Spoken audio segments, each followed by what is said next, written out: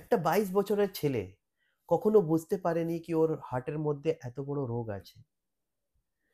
ও শ্বাসকষ্ট উঠলো যখন, মাথা ঘোরালো, অজ্ঞান মতন হয়ে গেল, তখনও আমার কাছে আসলো। কিন্তু টাইমে আসলো। তখন আমি ওর একটা টেম্পোরারি পেসমেকার বসাই আর হার্ট ফেলিয়ারের ট্রিটমেন্ট করি। আর তখন আমি ধরতে পেরেছি কি ওর একটা রোগ আছে যেটাকে বলা হয় CCTGA।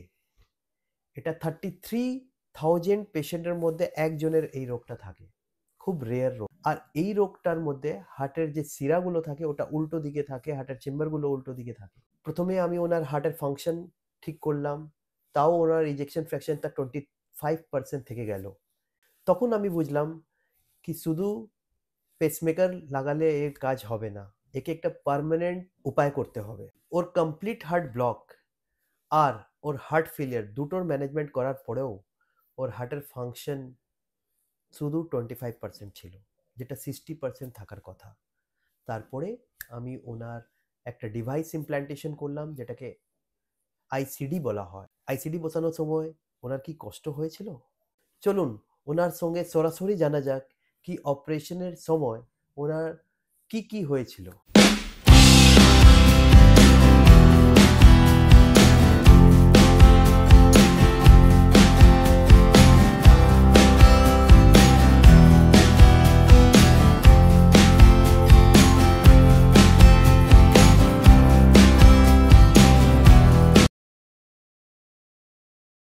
নমস্কার, আমি ডক্টর কৃপাশেন্দু মৌর্য, ইন্টারভেনশনাল কার্ডিওলজিস্ট।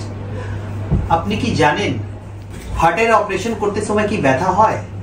যখন আমরা হার্টের অপারেশন করি তখন অনেকজন আমাকে জিজ্ঞাসা করে কি ওই সময় কি অজ্ঞান করতে লাগে, কি ব্যথা হয়?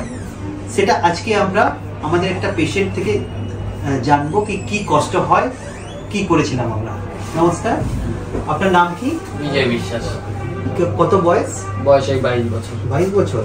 কি কষ্ট ছিল তোমার? বুকে ব্যথা, শ্বাসকষ্ট আর চোখ মুখে ঝাপসা দেখছিলাম। অন্ধকার হয়ে যেত চোখের সামনে, মানে অজ্ঞান মতন হয়ে যেত। অজ্ঞান মতন। তখন কি পালসটা?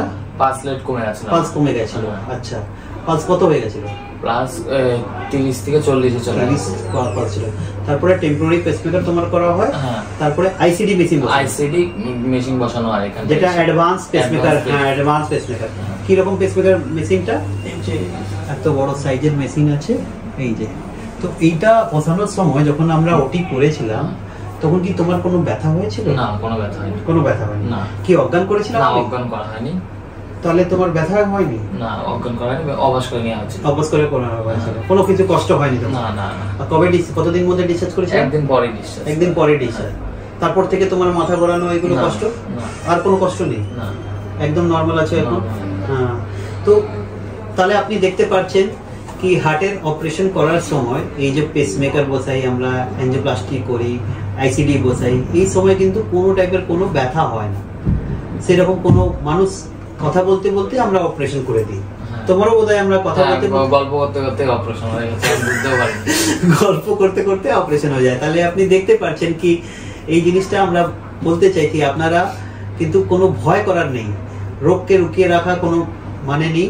যখনই কষ্ট হচ্ছে ওই জিনিসটাকে ইনভেস্টিগেশন করান, ট্রিটমেন্ট করান, আর ইজিলি অপারেশন করাতে পারেন যখনই দরকার পড়লে। কোনো সেরকম কোনো ভয় করার কিছু নেই। তাহলে আপনি দেখেছেন কি অপারেশনের সময় সেরকম কোনো কষ্ট হয় না, শুধু রোগটাকে ধরতে লাগে। ধরার জন্য সবসময় লক্ষণ আসবে না, লেট করেও লক্ষণ আসতে পারে।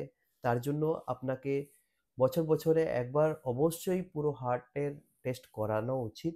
রাইট টাইমে ডায়াগনোসিস হলে, রাইট টাইমে হসপিটাল পৌঁছে গেলে ট্রিটমেন্ট পসিবল আছে। তো ভয় করার কিছু নেই। আমি ডক্টর কৃপাশেন্দু মৌর্য, ইন্টারভেনশনাল কার্ডিওলজিস্ট। আজকে আমার ভিডিও থেকে আপনাকে অনেকটা ইনফরমেশন দিতে চেষ্টা করেছি। আপনার ভালো লাগলে আপনি অবশ্যই লাইক করবেন, সাবস্ক্রাইব করবেন। আমার মিশন আছে হেলদি হার্ট হেলদি লাইফ। নমস্কার।